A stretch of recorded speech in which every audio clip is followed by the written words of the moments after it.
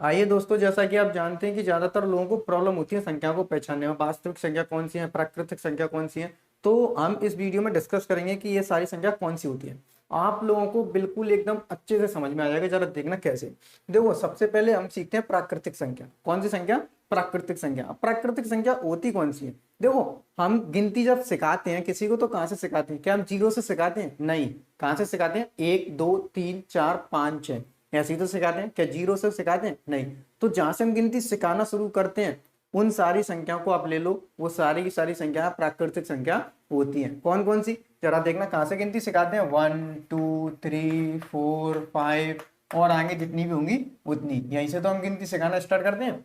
बच्चे को गिनती सिखाना कहाँ से स्टार्ट करते हैं? 1 2 3 4 5 6 7 8, यहीं से गिनती सिखाना स्टार्ट करते हैं। तो ये सारी संख्या कौन सी होती है? हमारी प्राकृतिक संख्याएं होती हैं। लेकिन पर इन वाली संख्या में क्या जीरो नहीं आएगा? क्या नहीं आएगा? जीरो नहीं होता।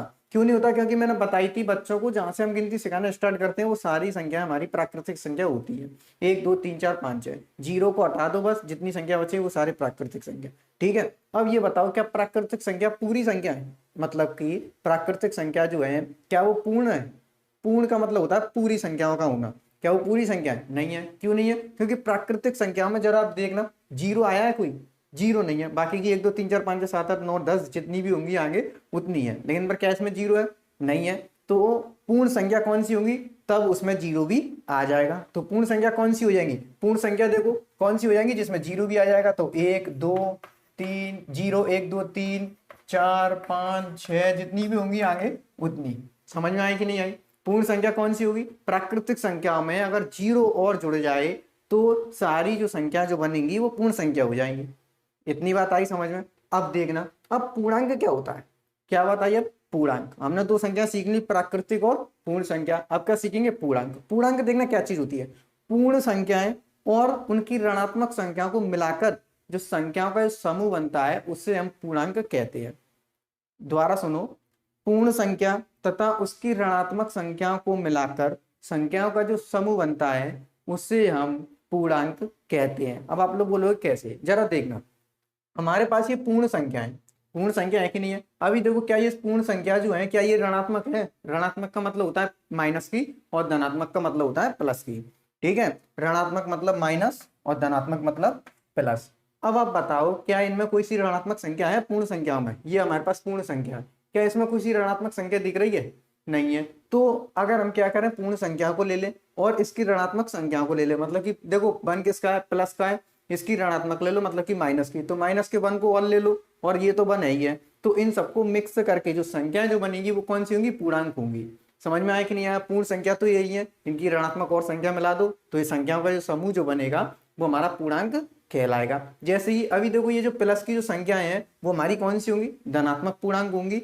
धनात्मक पूर्णांक होंगी। तो देखो 1 2 3 4 5 6, तो हमारे पास ये देखो प्लस का वन धनात्मक पूर्णांक है, क्योंकि धनात्मक का मतलब क्या होता है? प्लस की संख्या, तो इसलिए मैं प्लस लगा रहा हूं। और प्लस लगाना देखो जरूरी नहीं होता है, चाहे मान लो कोई सी संख्या ऐसे लिखी हुई है 2 तो ये प्लस की है, इसके आगे चाहे कोई निशान लग रहा हो चाहे ना लग रहा हो फिर भी ये प्लस की है। तो देखो ये +1 +2 +3 +4 और आगे जितनी भी जो संख्याएं जो होंगी वो धनात्मक पूर्णांक।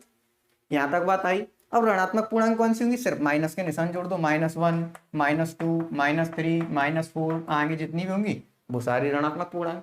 इतनी सरल है बस, धनात्मक पूर्णांक और ऋणात्मक पूर्णांक। लेकिन पर आप लोगों ने देखा होगा, देखो यहाँ पर 1 2 3 4 लिख रहा होगा, यहाँ पर -1 2 3 4 जितनी भी आएंगी होंगी उतनी संख्या है। लेकिन पर आप लोगों को यहाँ पर जीरो नहीं दिख रहा होगा। क्या आप लोगों को जीरो दिख रहा है? नहीं। तो जीरो क्या है जरा देखना, जीरो ना तो धनात्मक पूर्णांक है ना ही ऋणात्मक पूर्णांक है। क्यों? क्योंकि देखो जीरो के आगे अगर आप प्लस लगाओगे तो भी वो जीरो के बराबर ही होता है, और जीरो के आगे आप माइनस लगाओगे तो भी वो जीरो के ही बराबर होता है, तो भी वो जीरो के ही बराबर होता है। इसलिए जीरो ना तो प्लस का होता है ना माइनस का होता है। यदि आपसे कोई पूछे कि जीरो कैसा है, जीरो पूर्णांक कैसा है, धनात्मक है कि ऋणात्मक है, तो आप लोग बताओगे जीरो ना तो धनात्मक पूर्णांक है ना ही ऋणात्मक पूर्णांक है। ठीक है। क्योंकि जीरो ना तो धनात्मक चिन्ह लग रहा होगा तो भी वो जीरो ही कहलाएगा, बस ऋणात्मक चिन्ह लग रहा होगा तो भी वो जीरो ही होगा। समझ में आई? अब हम देखते हैं परिमेय संख्या। परिमेय संख्याओं को जरा ध्यान से समझना, परिमेय संख्या क्या होती है। देखो हम लोगों ने कैसी कैसी 1 2 3 4 5 ये सीख ली, 0 1 2 3 4 5 ये भी देख लिया, माइनस की भी संख्या देख ली -1 2 3 4, प्लस की भी संख्या देख ली +1 2 3 4। लेकिन पर हमने क्या ऐसी संख्या देखी जिसमें भिन्न में आ जाती है जो संख्या है 1/2, 3/2, 4/2, 5/2, क्या हमने ऐसी संख्याएं देखी? नहीं देखी ना। तो यही वाली जो संख्याएं जो होती हैं वो कौन सी संख्या होती है? परिमेय संख्या होती है। कौन सी संख्या होती है? परिमेय संख्या। लेकिन पर इसके अब हम परिभाषा ऐसे थोड़ी ना बना देंगे कि 1/2, 3/2 इस तरीके की संख्याओं को हम क्या बोलते हैं? परिमेय संख्या बोलते हैं। ऐसे तो बनाएंगे नहीं। तो यार देखना परिमेय संख्या की परिभाषा क्या होती है। ऐसी संख्याएं जिनको कैसी ऐसी संख्याएं जिनको P/Q मतलब कि P/Q की फॉर्म में लिख सकते हैं। कैसे? P/Q के रूप में लिख सकते हैं। ऐसी संख्या जिनको P/Q के रूप में लिख सकते हैं या लिख सकें, उन संख्याओं को हम क्या कहते हैं? परिमेय संख्या कहते हैं। लेकिन पर इसके लिए एक शर्त और होती है। वो क्या होती है कि यहाँ पर आपके लिए Q = 0 होना चाहिए। क्या होना चाहिए? Q = 0 होना चाहिए। मतलब कि यहाँ पर जो Q का जो मान है ये देखो P/Q है कि नहीं है? P/Q यहाँ पर देखो P की जो वैल्यू है वो 0 हो सकती है, लेकिन पर Q की वैल्यू 0 नहीं हो सकती। समझ में आई कि नहीं आई? जैसे कि जरा देखना परिमेय संख्याओं का उदाहरण देखना। जैसे कि यदि मैं यहाँ पर लिखूं 3/2 तो यहाँ पर देखो P की जगह पर 3 आया, Q की जगह पर 2 आया, बिल्कुल परिमेय संख्या है कि नहीं है? क्योंकि उसने बोला P/Q के रूप में होनी चाहिए, P/Q के रूप में। और एक और जो कंडीशन जो होती है परिमेय संख्या की वो क्या होती है कि Q = 0 होना चाहिए। मतलब Q का जो मान है वो 0 नहीं होना चाहिए।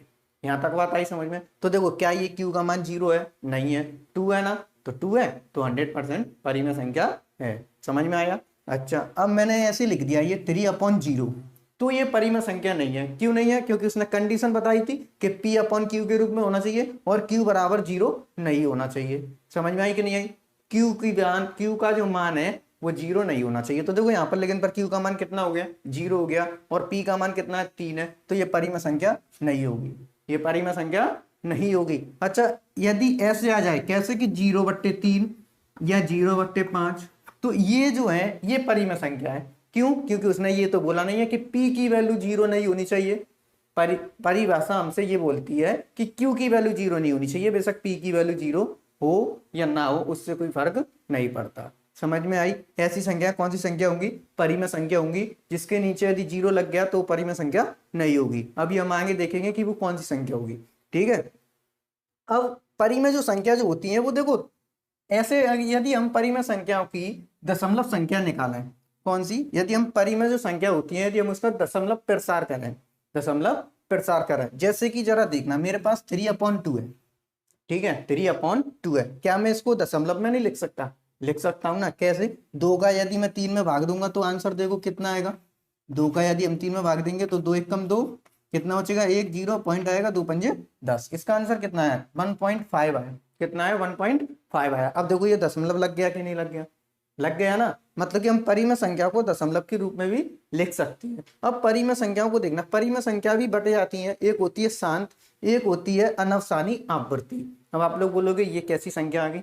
जरा ध्यान से सुनना। शांत संख्या कौन सी होती है? अब जरा देखो ये अभी हमने 3/2 था, इसको हमने दशमलव संख्या में बदला तो 2 का हमने भाग दे दिया 3 में। आंसर कितना आ गया? 1.5 आ गया। कितना आ गया? 1.5 हमारा आंसर आ गया। क्या ये आंसर बढ़ता जा रहा है या रुक गया?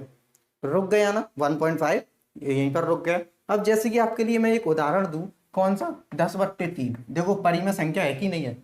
10/3 है परिमेय संख्या है भाई। Q की वैल्यू 0 नहीं है, परिमेय संख्या। इसमें आप भाग देंगे, यदि हम 3 का 10 में भाग देंगे तो जरा देखना आंसर कितना आएगा। कितना आएगा? 3 × 9, 1 फिर पॉइंट, फिर 3 × 9, फिर 1, फिर 3 × 9। मतलब कि ये देखो बढ़ता चला जाएगा 3.3333 ऐसे ही आगे बढ़ता हुआ जाएगा। ये क्या ये रुक रहा है? नहीं रुक रहा। लेकिन पर इसमें जो ये 3 है वो बार बार आ रहा है। देखो आ रहा है कि नहीं आ रहा? 3 है वो बार बार आ रहा है। तो ऐसी संख्याएं जिनका हम दशमलव प्रसार जब करेंगे तो उसमें कुछ संख्याएं ऐसी होंगी जो बार बार आएंगी। जैसे कि इसमें देखो 3 बार आ रहा है कि नहीं आ रहा? 3 उसमें बार आ रहा है। तो ऐसी संख्या कौन सी कहलाती है? अनवसानी आवृत्ति।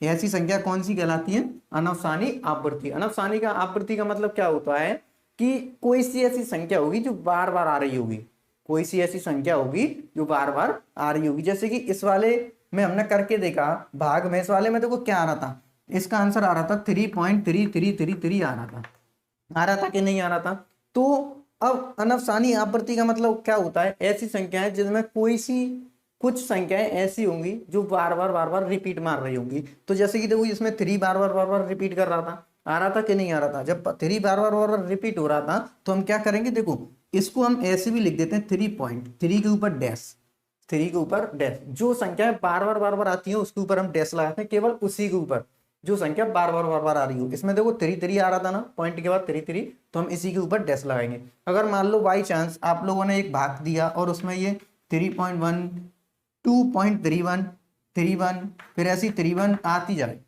ठीक है, ऐसी 31 आता जाए, तो क्या करेंगे हम 2 पॉइंट ये 31 जो है इसके ऊपर डैश लगा देंगे। क्यों?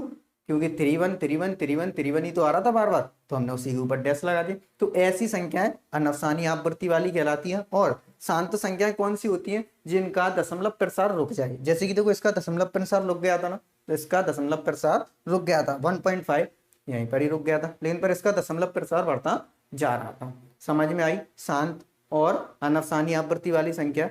अच्छा अब देखो, अब हम सीखते हैं परिमेय संख्या, अपरिमेय संख्या, सॉरी परिमेय संख्या तो हम सीख चुके हैं, कौन सी सीखेंगे, अपरिमेय संख्या। अब अपरिमेय संख्याओं को जरा आप ध्यान से सुनना। हमने परिमेय संख्या सीखी थी और हमने पूर्णांक भी सीख लिए, पूर्ण संख्या सीख ली, प्राकृतिक संख्या सीख ली, शांत संख्या सीख ली, अनफसानी आवृत्ति हमने सीख ली। लेकिन पर अब अपरिमेय संख्याएं कौन सी होंगी, आप जरा सोचिए कौन सी संख्या होंगी, ऐसी कौन सी अब संख्याएं बची हुई हैं जो हमारी अपरिमेय संख्याओं में आ सकती हैं। देखो इनमें सभी संख्याएं जो लिख रही हैं, देखो माइनस की भी हो गई, प्लस की भी हो गई, जीरो भी हो गई, और अपॉन में जो संख्या होती है, बट्टे में जो संख्या होती है वो भी हो गई। अब बची कौन सी संख्या, आप लोगों ने देखा होगा, देखो ऐसे कहीं पर आप लोगों ने संख्या लिखी होंगी, लिखी हुई देखी होंगी आप लोगों ने, कैसी कि √3 √2 √7 इस टाइप की आप लोगों ने संख्या लिखी हुई देखी होंगी, देखी है कि नहीं है। अपरिमेय संख्याओं का मतलब होता है, वैसे अपरिमेय संख्याओं का यदि हम मीनिंग जैसे निकालें तो क्या निकल के आएगा, अपरिमेय संख्या मतलब कि ऐसी संख्या होती है जिसको हम मान को लिख नहीं सकते, मतलब डिसाइड नहीं कर सकते उसका मान कहाँ तक जाएगा, मतलब बहुत ही बड़ा मान चला जाएगा। जैसे कि हमारी जो पाई का जो मान होता है, पाई का जो मान होता है वो 3.14 हम लिखते हैं, या 22/7 हम लिखते हैं। वो पाई का जो मान जो होता है वो एकदम करेक्ट नहीं होता है, पाई का मान कभी भी रिपीट नहीं मारता है। और जबकि 22/7 जो होता है, ये देखना आप 22/7 ये हम पाई का मान रख देते हैं, 22/7 रख देते हैं कि नहीं रख देते हैं। आप कभी दिन ऐसा करके देखना, आप करके देखना कि 22 में 7 से भाग देकर देखना, तो इसका जो मान है वो कुछ संख्या में रिपीट होगा, रिपीट होगा। लेकिन पर ये किसके बराबर होता है, पाई के बराबर होता है। लेकिन पर पाई का जितना मान होता है उसके बिल्कुल इक्वल नहीं होता, ये मान थोड़ा डिफरेंट होता है। 22/7 वैसे रख दिया है, लेकिन पर अलग होता है कि जो पाई जो है ना, पाई का जो मान जो होता है उसके वो कभी भी रिपीट नहीं मारता है, मतलब कि बार बार अलग संख्या आती है। जैसे कि मैं आपको बताऊं कैसी संख्या आती होंगी, देखो मान लो हमारे पास ऐसी संख्या आ रही है 1.01 फिर 001 फिर 000001 फिर एक और जीरो आ गई उसमें। अब ये बताओ इसमें कोई सी ऐसी संख्या है जो बार बार रिपीट मार रही हो। आप लोग बोलोगे कि 01 बार बार रिपीट हो रही है, लेकिन पर 01 बार बार रिपीट नहीं हो रही। क्यों नहीं हो रही? क्योंकि देखो यहाँ पर 01 फिर 001 आ गया, फिर 000 आ गया, फिर 4 बार 0 फिर 1 आ गया। तो क्या इसमें कोई सी संख्या रिपीट हो रही है? नहीं हो रही, इसमें कोई भी संख्या रिपीट नहीं हो रही। तो इस टाइप की संख्याओं को हम अपरिमेय संख्या कहते हैं। इस टाइप की संख्या को हम क्या कहते हैं? अपरिमेय संख्या कहते हैं। अच्छा, अब परिभाषा हम इसकी कैसे बनाएंगे? परिभाषा जरा सुनना, ठीक है, परिभाषा जरा सुनना। ऐसी संख्याएं जिनको हम P/Q के रूप में नहीं लिख सकते, वो संख्याएं अपरिमेय संख्या कहलाती हैं। परिमेय संख्या कौन सी थी जिनको हम P/Q के रूप में लिख सके? अपरिमेय संख्या कौन सी है जिनको हम P/Q के रूप में नहीं लिख सकते? जैसे कि इस वाली संख्या में अगर मैं पॉइंट हटाऊं तो नीचे हम बताना कितने जीरो लगाएंगे, पता ही नहीं चलती क्योंकि ये तो आगे बढ़ता जा रहा है। कितने जीरो लगाते हैं, मतलब कि हम इसको P/Q के रूप में लिख ही नहीं सकते। ऐसे ही ये जो √2 होता है, √3 जो संख्याएं जो होती हैं, √7, लेकिन पर हाँ आप ऐसा मत बोल देना गलती से कि √4 जो है वो अपरिमेय संख्या है। √4 अपरिमेय संख्या नहीं है। क्यों? क्योंकि √4 जो होता है उसको हम ऐसे लिख सकते हैं, देखो √4 है, इसको हम कैसे लिख सकते हैं? √2 का स्क्वायर, तो स्क्वायर जो होता है वो रूट को काट देता है, आंसर हमारे पास कितना आएगा, 2 निकल कर आएगा, प्लस माइनस का 2 निकल कर आएगा हमारे पास। आंसर क्या आ जाएगा, प्लस माइनस का 2 निकल कर आएगा। तो 2 जो था देखो, अब क्या उसके ऊपर रूट लग रहा है, कोई नहीं लग रहा, तो रूट नहीं लग रहा, तो ये कैसी होगी, परिमेय संख्या हो जाएगी। क्योंकि देखो कोई सी भी संख्या होती है उसके नीचे हमेशा 1 लगा रहता है, लगा रहता है कि नहीं लगाता रहता है। तो देखो p की वैल्यू 2 और q की वैल्यू 1 हो गई, तो परिमेय संख्या हो गई कि नहीं हो गई। ऐसी संख्याएं जो रूट से बाहर नहीं आ सकती हैं, जैसे कि 7 है, रूट 7, क्या वो रूट से बाहर आ जाएगी, नहीं आएगी, तो वो संख्या जो होती है वो अपरिमेय संख्या होती है। अब आपको अच्छे से समझ में आ गई होगी, अपरिमेय संख्या, परिमेय संख्या, पूर्ण संख्या, पूर्णांक, प्राकृतिक संख्या और धनात्मक पूर्णांक, ऋणात्मक पूर्णांक अच्छे से समझ में आ गए होंगे। ठीक है, इस वीडियो को अब यहाँ पर ही हम समाप्त करते हैं, मिलते हैं अब आपसे नेक्स्ट वीडियो में।